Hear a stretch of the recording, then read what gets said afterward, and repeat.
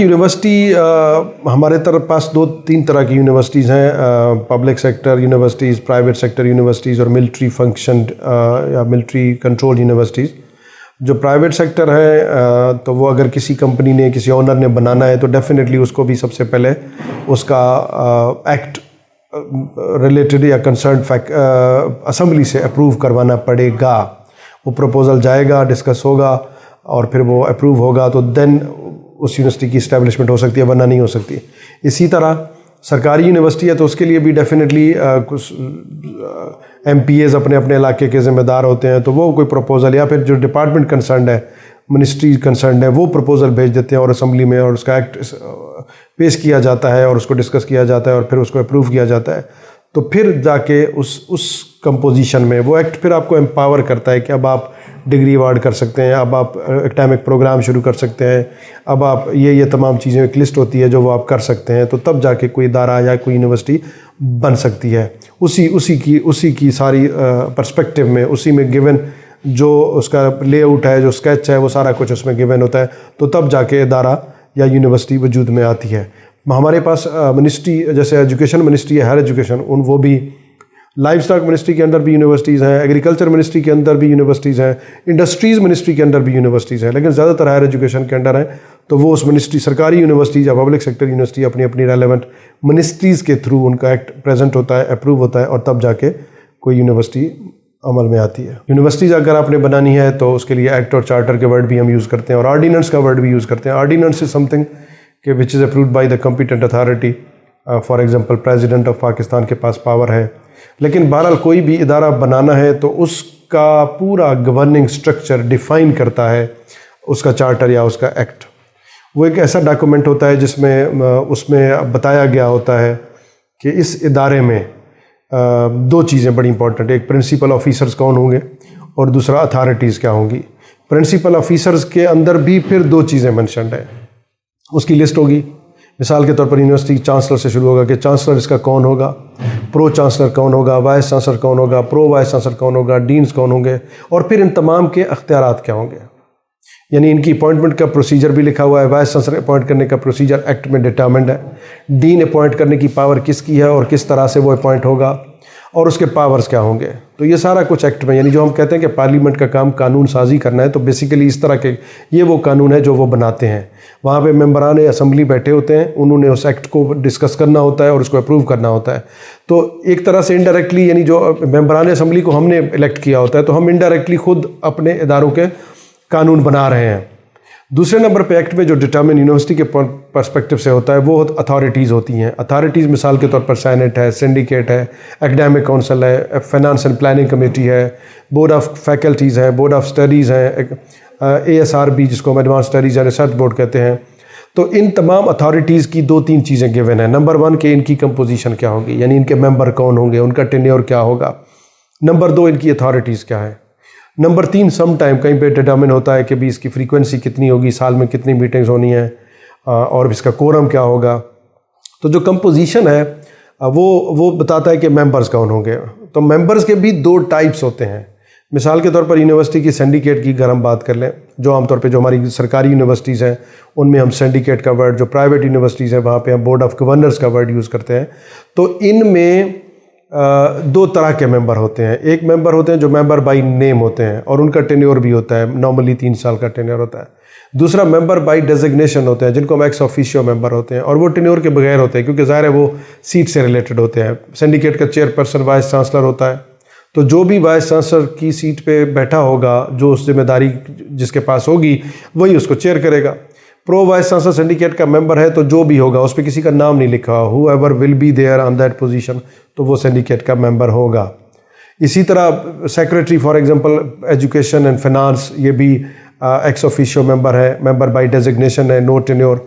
और जो x officio member होते हैं वो अपनी जगह किसी को नॉमिनेट भी कर सकते हैं, लेकिन जो मेंबर बाय नेम होगा वो खुद मीटिंग अटेंड करेगा, अदरवाइज वो किसी को नॉमिनेट नहीं कर सकता।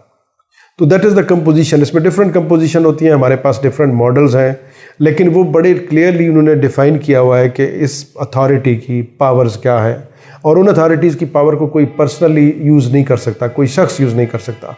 सिंडिकेट की जो पावर है वो सिंडिकेट की पावर है, वो वाइस चांसलर की नहीं है।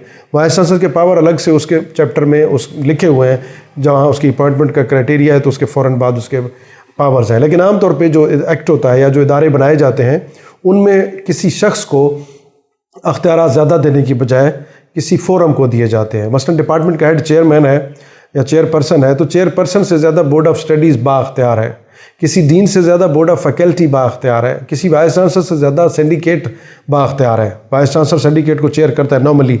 बहुत सारे हमारे अभी जो नई यूनिवर्सिटीज़ बन रही हैं उनमें प्रो चांसलर यानी मिनिस्टर साहब सिंडिकेट को चेयर करते हैं। उनकी कंपोजिशन भी थोड़ी सी डिफरेंट है, लेकिन जो पुरानी यूनिवर्सिटीज़ हमारी 1975 ऑनवर्ड जितने भी थे उनमें वाइस चांसलर सिंडिकेट को चेयर करता है। और फिर उसमें यूनिवर्सिटी के टीचर्स की पार्टिसिपेशन होती है, लेक्चरर से लेकर प्रोफेसर तक, डीन की पार्टिसिपेशन होती है। प्रोविंशियल असेंबली का मेंबर भी वहाँ पे होता है, क्योंकि वो चूँकि एक्ट प्रोविंशियल असेंबली ने, वैसे दो टाइप के होते हैं हमारे पास, फेडरल चार्टर्ड और प्रोविंशियल चार्टर्ड।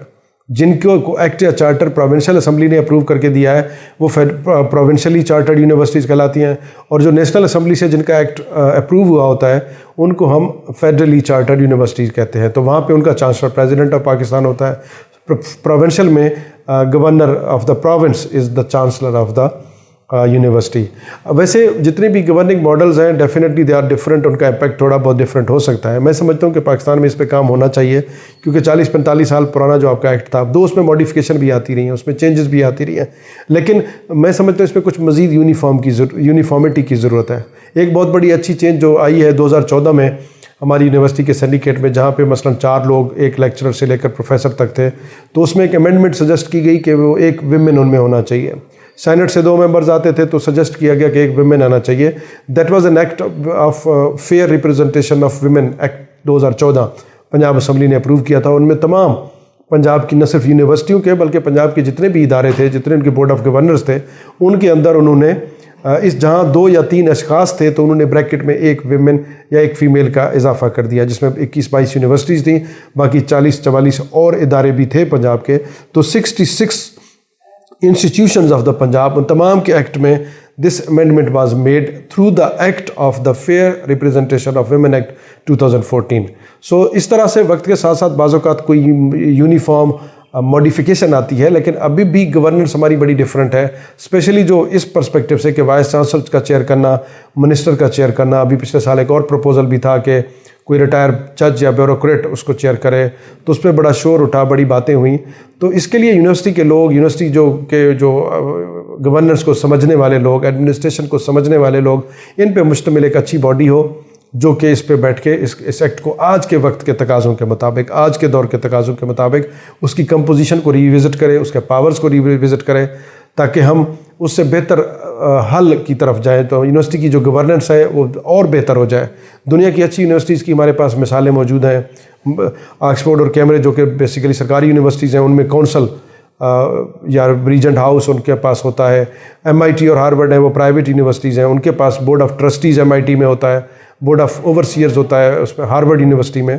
तो वो भी इसी तरह की कंपोजिशन है, और वहाँ पे बैठ के डिफरेंट उनकी कंपोजिशन, उनकी पावर्स, वहाँ पे किसी में प्रेसिडेंट, किसी में प्रोवोस्ट, किसी में रेक्टर, किसी में vice chancellor, they are different. Difference होना इतना इंपॉर्टेंट नहीं है, लेकिन इफेक्टिव होना ज़्यादा ज़रूरी है। अगर हमारी पाकिस्तान की 220-225 यूनिवर्सिटी हैं, इनकी गवर्नेंस मॉडल डिफरेंट है, इनके एक्ट या चार्टर डिफरेंट है, तो भी कोई अर्ज नहीं है। अगर वो इफ़ेक्टिव हैं, वो असरअंदाज होते हैं, उनके फ़ैसले सही होते हैं, उनके फ़ैसले मेरिट पे होते हैं, वो तमाम स्टेक होल्डर की इंक्लूसिवनेस को अश्योर करते हैं, तो उसका असर बड़ा अच्छा रहेगा। फाइनेंस एंड प्लानिंग कमेटी हमारी बड़ी इंपॉर्टेंट कमेटी है, क्योंकि पूरे साल किसी इदारे में जो कुछ होना है पहले उसकी फाइनेंशियल प्लानिंग होती है। जैसे हमारे मुल्क में अगले साल जो कुछ भी होना है तो हमारे बजट में पहले वो उसके लिए अगर हमने रखा है, कोई उसके लिए स्पेशली रेवेन्यू रखा है, तो फिर वो होगा, वरना नहीं होगा। इसी तरह यूनिवर्सिटी में फाइनेंशियल प्लानिंग कमेटी, अब उस कमेटी की तो बड़ी लिमिटेड सी एक कंपोजिशन है, चंद अफराद मेंबर हैं, यूनिवर्सिटी बहुत बड़ी है, तो दैट कमेटी शुड इंश्योर कि उसमें आपने तमाम लोगों को एक हिस्सा दिया था कि कन्विंस करने के लिए, जस्टिफाई करने के लिए जो डिफरेंट डिपार्टमेंट से, एकेडमिक डिपार्टमेंट से, एडमिनिस्ट्रेटिव डिपार्टमेंट से जो डिमांड्स आते हैं, तो फाइनेंस एंड प्लानिंग कमेटी उनको एक अच्छे मेरिट के तरीके से उनको डील करे और फिर आगे उनको रेकमेंड करके सिंडिकेट से अप्रूव करा ले।